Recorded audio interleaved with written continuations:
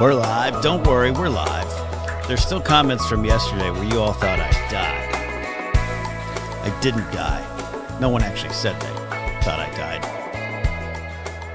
There was an error when I was busy on the weekend. I put the wrong date in. But I'm here now. I'm here and I'm live. Kinda. There's some things going on. Wrong thing signed in. OBS has been crap lately. So I might be broadcasting to you. If you're live watching me, tell me if you see me. David McKay's here. I didn't think you died. I thought you had a fall. I can barely move right now. I can barely sit. I cannot sleep. My back injury that's chronic flamed up end of last weekend. So I am not in a good spot right now. So we'll see how long we go here today. But so I kind of died. Lauren Romo is there. Hello there, she says. A very happy Detroit Lions fan. Michael McCarsel's here. South Louisiana froze over last night. We only get a few of those per year, so I'm enjoying it while I can. Well, enjoy it. Find it. That's kind of what we're talking about today. Is we're talking about learning from the pain, and I'm trying to learn from the pain of being a Miami Dolphin fan that is absolutely devastated, but in a healthy way. We are going to switch over here. We got NFL.com up. Don't worry, we'll talk a little bit about Iowa. My chat panel's gone. Oh, my God. I got to tell you, sometimes this whole streaming game, it's the easiest thing in the world, and it's the worst thing in the world. Like, why would everything just be gone? Because I missed yesterday? Is that what it is? I don't know. King Sport Kyle says, I figure you just didn't feel like yesterday. No, every Monday I record Force Center. I worked 12 hours yesterday. I know. I'm a hero. I worked 12 hours just doing Force Center and a video for Anytime. In fact, I want to promote that. And so Mondays are my big work day for Force Center. And I just put the wrong date in. And then I was in the middle of a stream and a recording session with Joseph and Jennifer. And I looked at my Twitter notifications, and Dave McKay was like, hey, you're supposed to be on the air right now. And I was like, what is this guy talking about? I trust David McKay. He's Channel 19. And I was like, I put the wrong date. So there was not a problem. Today's a problem because I can barely move. I'm in a lot of pain. This is how I'm going to look the whole day. I don't even have my Team Zoc beanie on. I don't know where it went. You know what I do have? I have a snack pack left over from a film shoot that Christian Rufacaba had this weekend. I'm scrolling on the NFL.com. Don't worry, I won't be on it long. This episode is sponsored by the Miami Dolphins loss. But, I titled this episode A Cold, Lonely Offseason of the Soul because I got back into football in a major way this past year because the Dolphins' success made me, excited for the first time about football in a long time. The Dolphins have not had a postseason victory since December 30th, 2000. I believe they played the Indianapolis Colts in that game. And I was in LA for a year and a half, 2 years, maybe over 2 years. Yeah, just over 2 years in LA.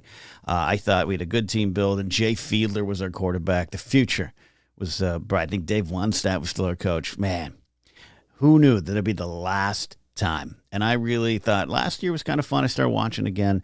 I pulled out of watching the NFL for a lot of reasons. A lot of it was just time. A lot of it was my Star Wars talking career kind of pulled me away from a lot of things I love. And I've mentioned this on Force Center.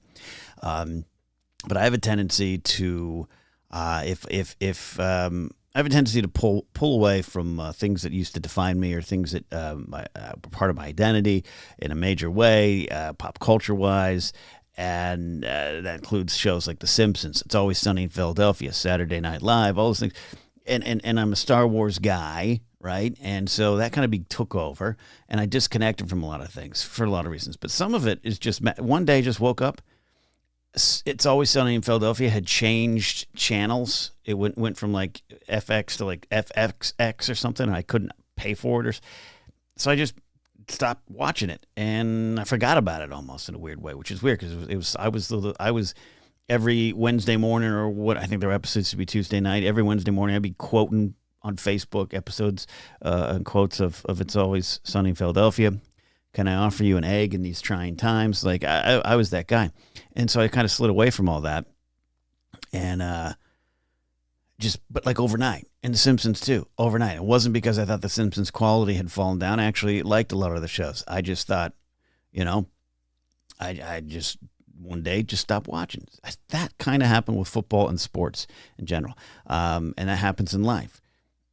More things seep in, and you're more interested in, Star Wars and girls than baseball and who's the starting lineup for the New York Yankees.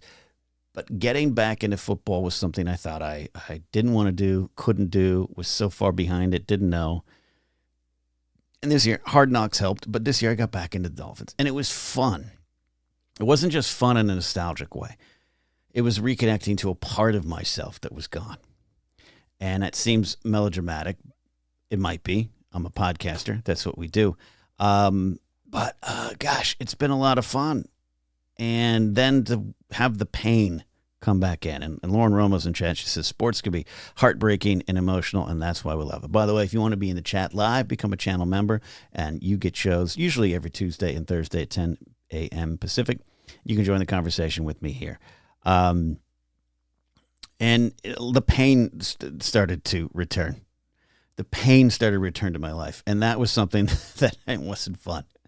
But I'm trying to learn from it. I used to be early on in my football watching career in the early 90s. The Dolphins had some good teams. Dan Marino, obviously one of the all-time greats. But they'd always get just run into the buzzsaw that was the Buffalo Bills in the postseason in December. We could never get the number one seed. We could never get the division. And the Bills were a great team. You try getting to 4 Super Bowls. Don't worry about winning them. You try getting to 4 straight Super Bowls. We'd always get our butts kicked by the Bills in December in the snow, and I just was such an angry sports fan. And I moved away from that, which I think that is healthy. You don't want to be throwing things through windows if your football team or sports team loses. Don't be that person. But you invest in it. It's fun. It's emotional. You're there for the stories with the folks on the field, and it could be heartbreaking. So this time around, I've tried to be a little better. But the Dolphins, when I started, it was about week 2 or 3 this season that I was like, oh, I'm really following this team. And I even signed up for YouTube TV Live so I could watch games. And then I ended up, I swiped the credit card. God bless credit cards. It's like free money. I signed up for NFL Sunday Ticket, like when they had the half off the end of the season price. It's like, let's do this. I have to cancel that probably Monday, but recurring charges. But it was fun, and Sundays were relaxing and watching the Dolphins win and kick ass, and I had playing with energy in this team I hadn't seen in 25 years. It was a lot of fun. It was good. It was productive for me and my soul. But then the pain started coming in because pain literally showed up on the field. Dolphins started getting injured. So we had our top 5 edge rushing linebackers gone for the playoffs. You tried winning a game with your top 5 linebackers, the key defensive position. All of the players gone. Jalen Phillips, Bradley Chubb, and Andrew Van Ginkel, what's his name? Christian Good, and one other guy went down. Well, like our backups were going down. Anyways, let's not get into the weeds of this. The pain started to return. And then the Dolphins got their butts kicked Saturday night in a very cold, frozen Kansas City. Which was fine. It was a good game for the Chiefs, not for me. But I decided I'm going to try to really focus on this offseason and apply it to my own life. When things don't go our way, do you get burned up? Do you as Lauren Romo says, there's always the old saying, there's always next year. But what does that really mean? And how do you get ready for the next season? And I'm going to follow the Dolphins in this offseason more than I've ever had before, because I really like Mike McDaniel and his rolled up sweatpants and designer glasses. I really like the guy, and I think it's about taking responsibility for the things you've done. I think it's about reconnecting to who you are and pushing it all forward for a better year. I believe the Dolphins, and I'd said it earlier in the season, I don't know if they were a Super Bowl team this year, but maybe next year we might.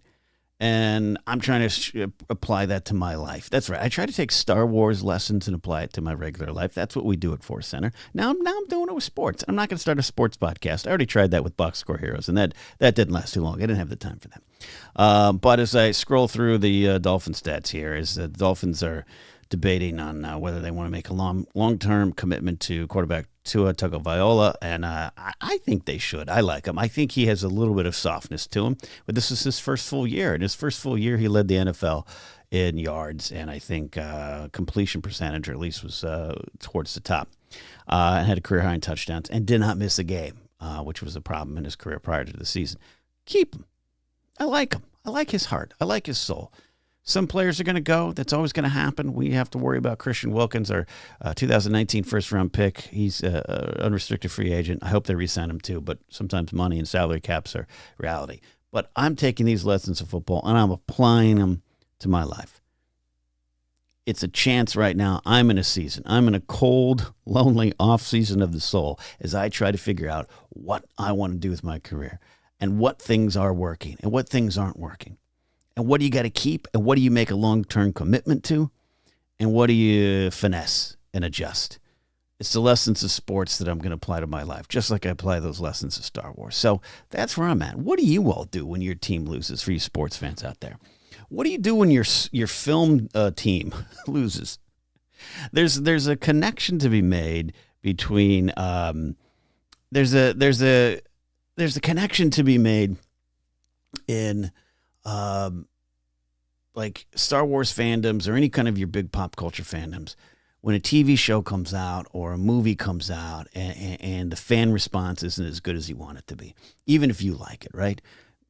Game of Thrones season 8, right? Hated by so many. I love the season. And after like the second or third episode, I had to turn everything off because it was hard to take. And it's like that in sports where everyone Saturday night is tweeting just smack talk about the Dolphins, and it was pissing me off. But it's part of it, and you have to, push past all that. And how do you deal with that is one of the things I'm working with too.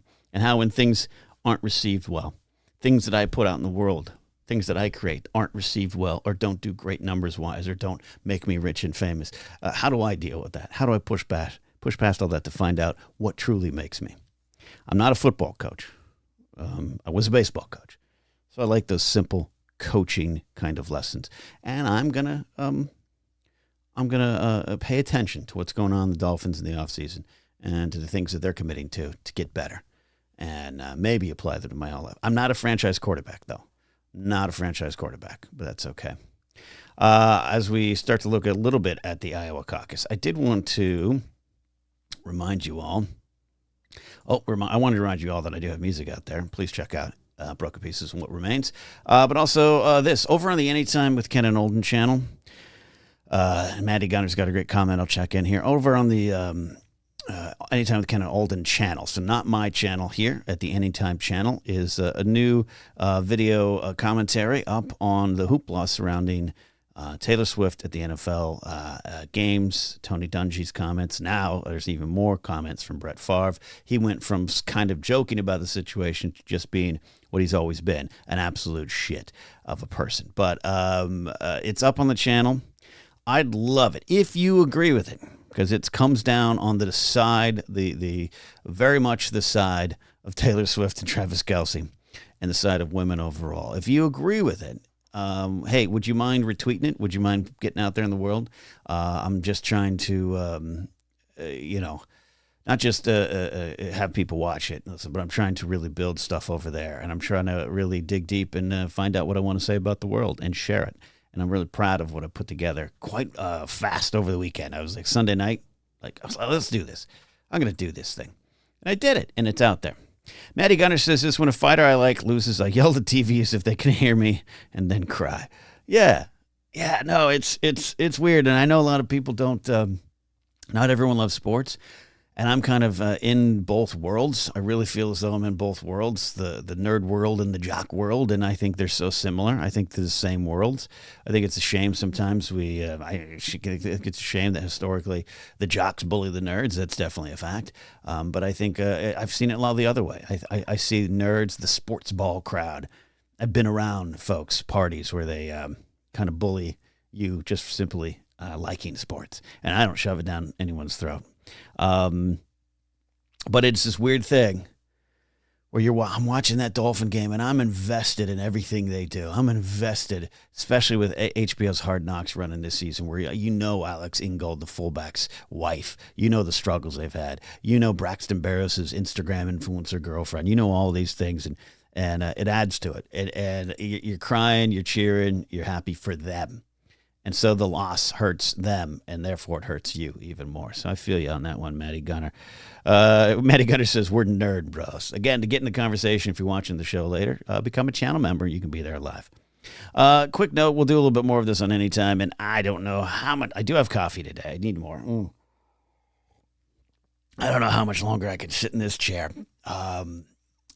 Trump did win, as expected, the Iowa caucus, which is absolutely insane. But John Fugelsang has a quote. If you don't know who John Fugelsang is, he is a comic, been around for years now, 30 to 35 years, and he's a big music guy too. Fugelsang hosted shows on VH1. In fact, one of the last public performances of George Harrison was an interview with John Fugelsang. So I've always liked the guy. But Fugelsang, back when I was a little bit different politically, we'll say, Fugelsang was always outspoken, always very liberal, always very progressive, always challenging the Christian right and Christian nationalists, and I didn't like that, so I kind of pulled away from Fugelsang. Well, now I've kind of changed. I would call myself on Fugelsang's side and in his boat, and I love the stuff that he's tweeting out there now. So give him a follow if you don't know who he is and you want this kind of stuff. He fights. He fights a good fight, and he's very intelligent about it. I'm a dummy, but he's smart. He said this. He was being sarcastic, a little satire. People, can we stop negatively harping on how only 14% of Iowa GOP showed up to vote, and not dwell on how this means only 7% of Iowa GOP voted for Trump? Let's try to be positive and just remind the media how this means 93% of registered Iowa Republicans didn't vote for Trump. Now, Iowa was experiencing a very impressive climate changey levels of cold that kind of can keep people away. I don't know the vote by mail in the Iowa caucus situation there. I saw a video of people voting and putting their votes into brown paper bags, but I didn't know the full context of that, so I don't want to harp on that too much there. Trump did win, not a surprise. And the vote, there was more people who didn't vote for Trump than voted for Trump. And that's one of the lessons to take from it here. Nikki Haley, Vivek Ramaswamy dropped out. Nikki Haley finished a distant third, but close enough to DeSantis that I think she feels as though she has a chance to stick around. And DeSantis acted like he won. His 22% of the vote acted like he won. We'll follow it more. We'll see what it means, but none of this is a surprise. I think DeSantis and Haley are hanging around, not just to hope for any kind of VP, though at this point DeSantis would be a nutball if he was to think Trump would bring him on for VP, but who knows? I think that's why Vivek was hanging around. I think this is why Nikki Haley's hanging around, even though she tries to distance herself from Trump in her speeches. Gave a speech after the event that I watched, basically equating to Trump to Biden, and they're all the same and I'm different. Maybe so, but not the kind of different we want. That's for sure. But it's fascinating. It's fascinating to see this party crumble. It's fascinating to see this party wrestle with its identity that has emerged over the last 4, 5, 6, 20 years. Let's be right. Even more probably. And this is what they're faced with. They have a potential felon, someone who's on trial, many trials, as their leading candidate, and they're happy with it. And that's the thing, too, I take from it. Everything Trump says, his supporters love. We can look at it and point and go, just a dipshit, crazy, fascist, wannabe dictator. They love it. They love it. Yeah, and Michael McCarthy's right. Fortunately, many of the Republicans who didn't vote for the orange man, the caucus will still vote for him later. Yeah, and that's the two. This is the primaries. This is the run up to it. A lot of them might just be waiting, and then they will brave the cold to come on out and vote for it because they don't use vote by mail. Which means if they don't use vote by mail, then no one else. They don't understand how other people do, and therefore don't understand how it works. I do want to leave as I get ready to get out of here. So we'll monitor that. We'll talk about more in any time. So the U.S. is carrying out more additional strikes on Yemen, or Houthis in Yemen. Make sure you say that right. They're not striking Yemen. They're striking Houthis in parts of Yemen that they control. That's a scary situation to watch as it starts to spiral out of control. Lebanon and Hezbollah looking maybe for a fight with Israel, though they've indicated they don't want that. But the regional combat could spill out. Oldest dog ever has title suspended amid investigation. All right, before I click on this story, what do we think? This is the live chat. What do we think the age is? Don't cheat. What do you think the age is of the oldest dog, which is apparently being suspended? Controversy in the oldest dog contest. What do you think the age is of the oldest ever dog? I'll wait. I'll catch up to the stream because I want to know. Oh, the Houthis also are waiting for that. Houthis claimed responsibility for targeting Greek-owned vessel headed toward Israel. Okay, so Matty Gunner says, but 100. Okay, but 102 in dog years or our years? You think a dog lived 102 years? We're not talking about a turtle at the zoo. What's the dog year? Franny's with me in the office today. Franny, how old do you think he is? She doesn't care. Okay, Kingsport Cal says 29. That's a good. Lauren Ramos says 30. Michael McCarthy says pushing 30, I guess. Baxter's 18. He's going to break this record. Our little Baxter's 18. Little Franny's 5. Yeah, you're a little 5-year-old, Franny. She's bummed because she's locked in my office today because we have some workers building out some new gutters on our. It's an exciting day around the house. Some new gutters are being put up. Matty Gunner says, in human years, 52. Scooby-Doo's got to be at least 50. That's true. Scooby-Doo. All right. I'm going to go 26. I'm going to go 26. Let's see. Who's closest to the pin here? Oldest dog ever, Bobby. His title suspended amid investigation. There's Bobby. The world's oldest dog ever, Bobby, who died in October. Rest in peace, Bobby. Reportedly aged 31. Has provisionally lost his title as Guinness World Records investigates his age. A spokesman for the company says, our review is ongoing and we have decided to temporarily pause both the record titles for oldest dog living and ever just until all of our findings are in place. Man, this is controversy here. I want a Netflix doc on this. Bobby's age had initially been confirmed by Cervico Medico Veterinario de Municipio in Leria. Man, I said that like a white person at a Mexican restaurant, didn't I? Veterinarian Medical Service at the Municipality of Lirera. My eyes are bad. That's not just whiteness, that's eyes. Which said he had been registered in 1992. A Portuguese government authority pet database, CIAC. They verified this. He reportedly was 31 years and 165 days old when he died in October. However, suspicions began to emerge soon from Bobby's death regarding the evidence that reportedly proved his age true. The spokesperson told CNN that GWR's formal review occurs when a record title is challenged and involves analyzing existing evidence, seeking new evidence, reaching out to experts, and those linked to the original application. There's Bobby back in the day. Rest in peace, Bobby. Bobby's owner said he was 8 years old when his dog was born in 1992. Told the Guinness World Records in February that there are many secrets of the dog's extraordinary old age. Bobby always roamed freely without a leash or chain, lived in a calm, peace environment, and ate human food soaked in water to remove seasonings. He was purebred, bred of livestock guardian dog, Referio de Alentejo. I can't read today. It's my fault. And I'm white. According to Acosta, they have a life expectancy of 12 to 14 years. He spent his whole life at a small Portuguese village near the capital of Lisbon. Often wandering around with cats. That's the secret. The previous one was 29 years old. Okay, so now this is Matty Gutters. Matty Gutters. Wow, they took it from him after he died. Pricks. I agree with that, Matty. That's funny.